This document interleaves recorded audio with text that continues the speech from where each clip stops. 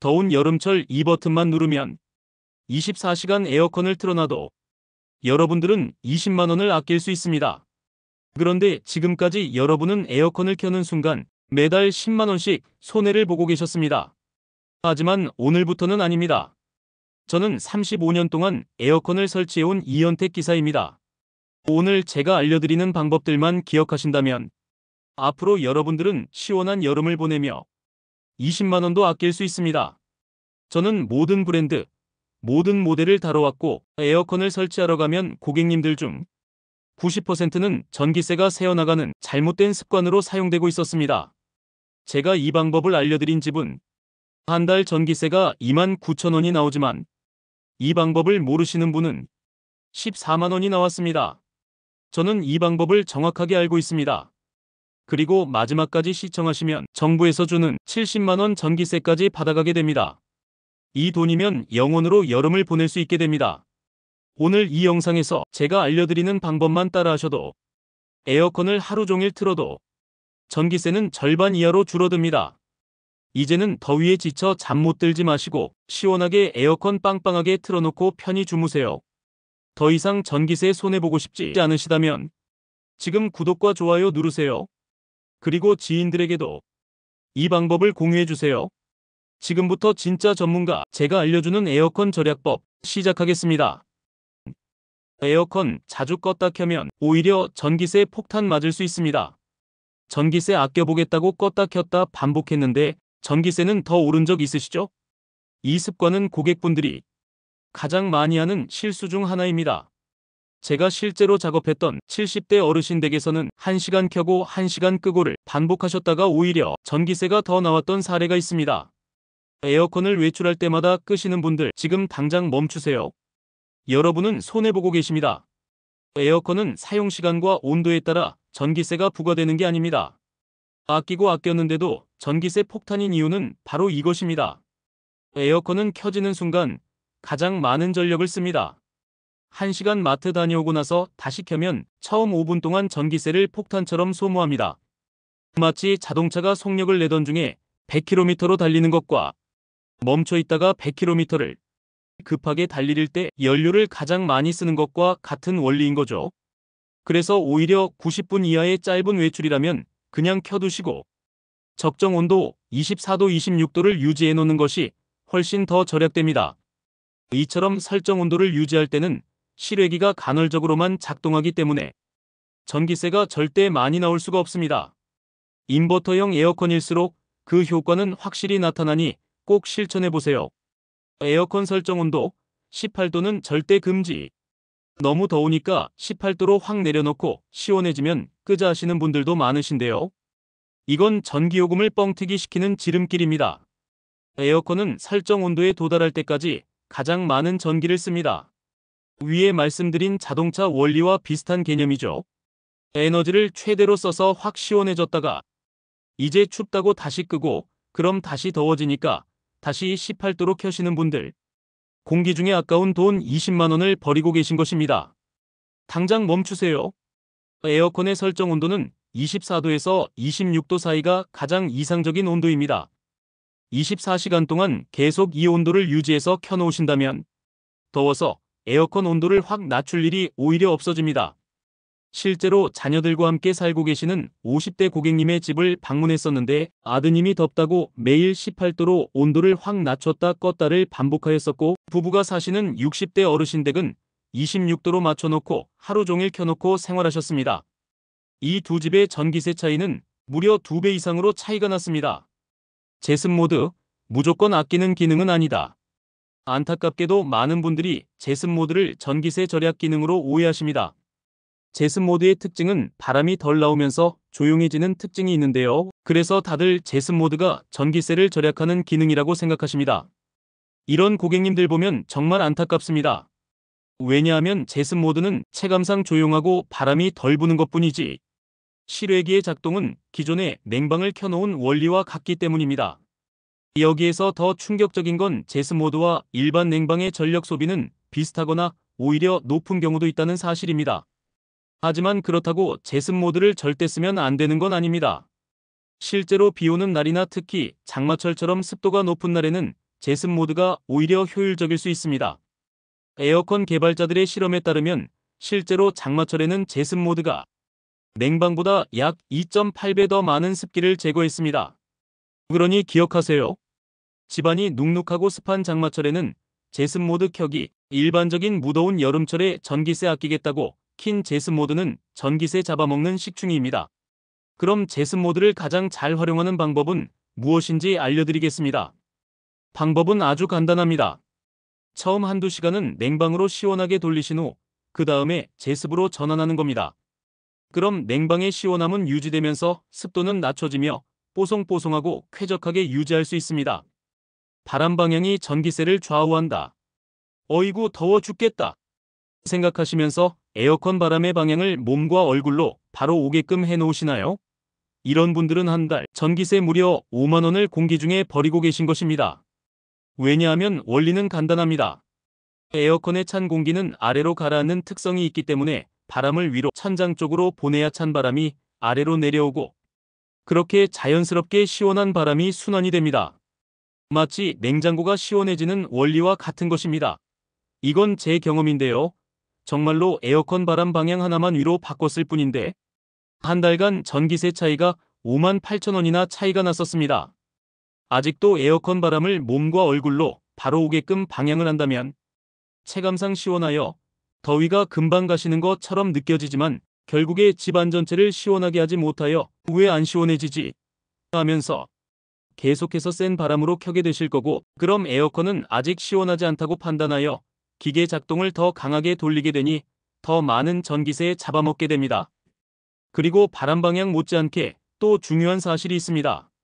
바로 에어컨 바로 밑에 아주 큰 장롱을 둔다거나 에어컨 바람이 멀리 퍼져나가지 못하도록 큰 가구를 배치해 놓으신 분들은 지금 당장 가구 배치를 바꿔야 합니다. 천장으로 올라가는 바람은 멀리 퍼질 수 있도록 넓은 공간을 제공해줘야 집안 전체가 시원해질 수 있습니다. 지금 당장 집안을 둘러보시고 확인해보세요. 새어나가는 전기세가 얼마나 많았는지 느껴지실 겁니다. 그리고 또 하나. 이건 제가 현장에서 가장 자주 추천드리는 방법인데요. 에어컨 바람을 집안 전체에 더 넓게 퍼지게 하기 위해서 선풍기를 꼭 같이 사용하세요.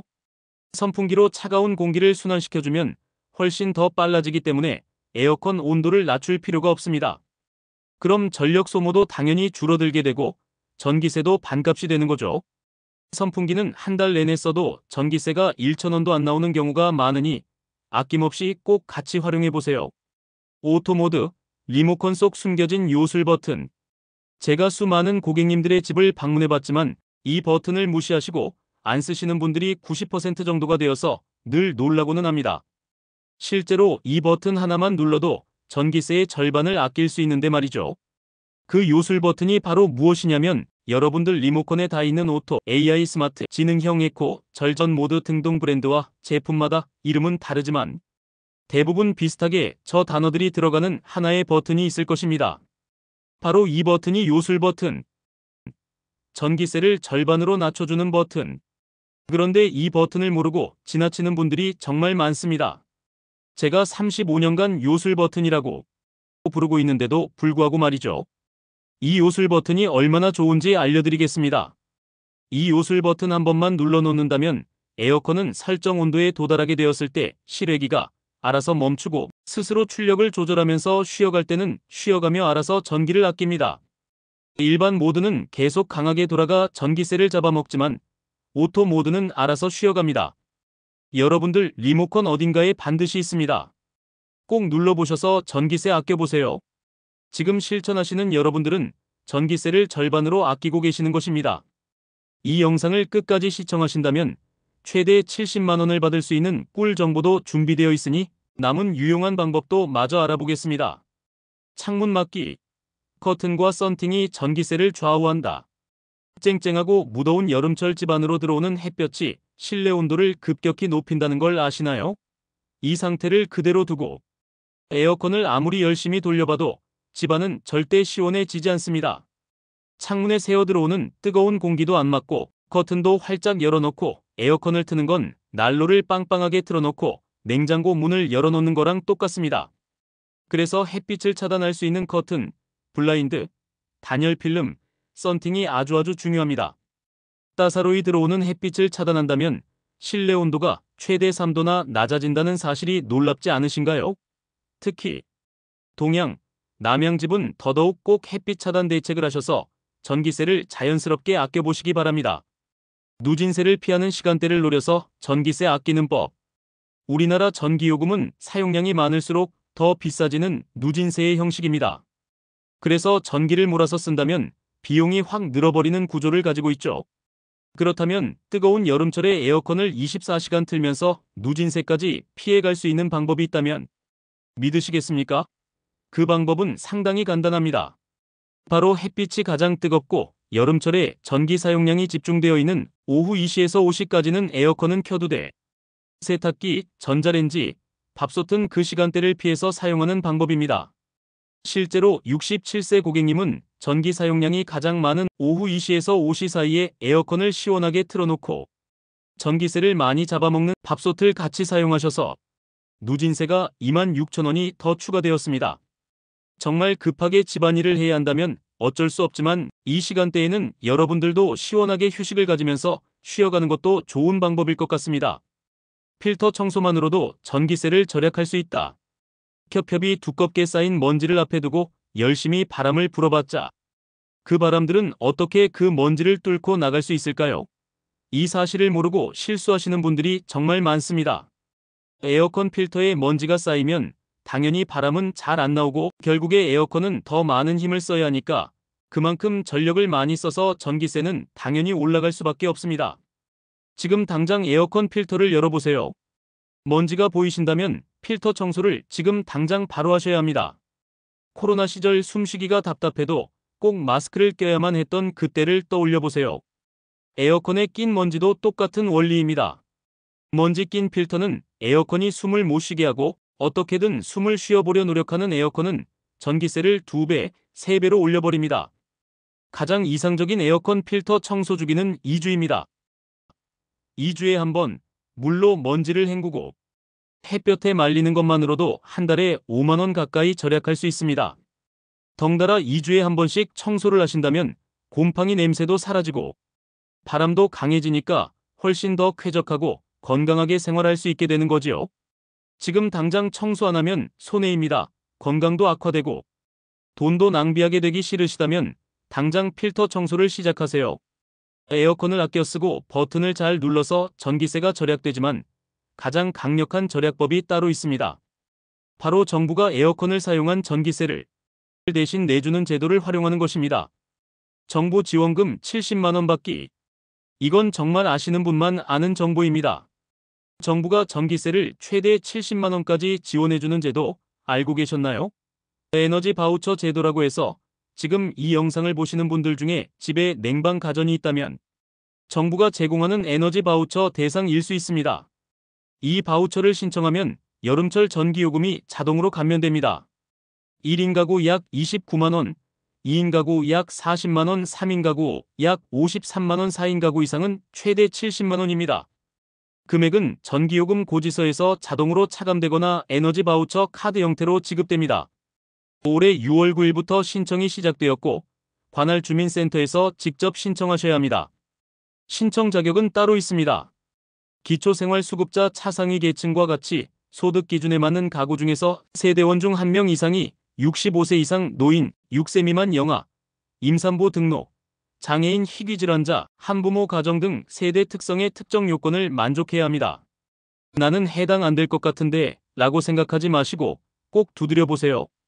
차상위 계층의 범위가 생각보다 넓습니다. 신청 방법은 정말 간단합니다. 신분증, 주민등록증을 챙겨 거주지 관할 주민센터에 가시면 됩니다. 신청서 작성하는데 5분이면 충분합니다. 그리고 이 지원금은 여름철 냉방비뿐만 아니라 겨울철 난방비까지 포함되므로 1년 내내 전기요금을 아껴 영원으로 사용할 수 있습니다. 여름철 전기세 자체가 거의 사라지는 수준의 정책이니 정부가 도와줄 수 있을 때 확실히 꼭 챙겨가세요. 그런데 안타깝게도 이 제도를 모르는 분들이 너무 많습니다. 작년에도 수십만 명이 신청하지 않아서 이 지원금은 공중으로 사라지고 혜택도 못 받았습니다. 혹시나 확실하지 않으시면 주민센터에 전화해서 문의해보세요. 그리고 아직 신청하지 않으신 분들이나 주변에 대상자가 있다고 생각되신다면 꼭 이 영상을 공유해 주시고 함께 신청하세요. 모르면 손해이지만 오늘 이 영상을 통해 아시면 여름 전기세가 0원이 될 수도 있습니다. 지금까지 제가 알려드린 방법들을 그냥 듣고 끝내시면 아무 소용 없습니다. 총 정리해드릴게요. 꼭 기억하세요. 첫 번째, 자주 껐다 켰다 반복은 금지. 오히려 적정 온도 2426도로 쭉 켜놓기. 두 번째, 제습 모드에 현혹당하지 말기.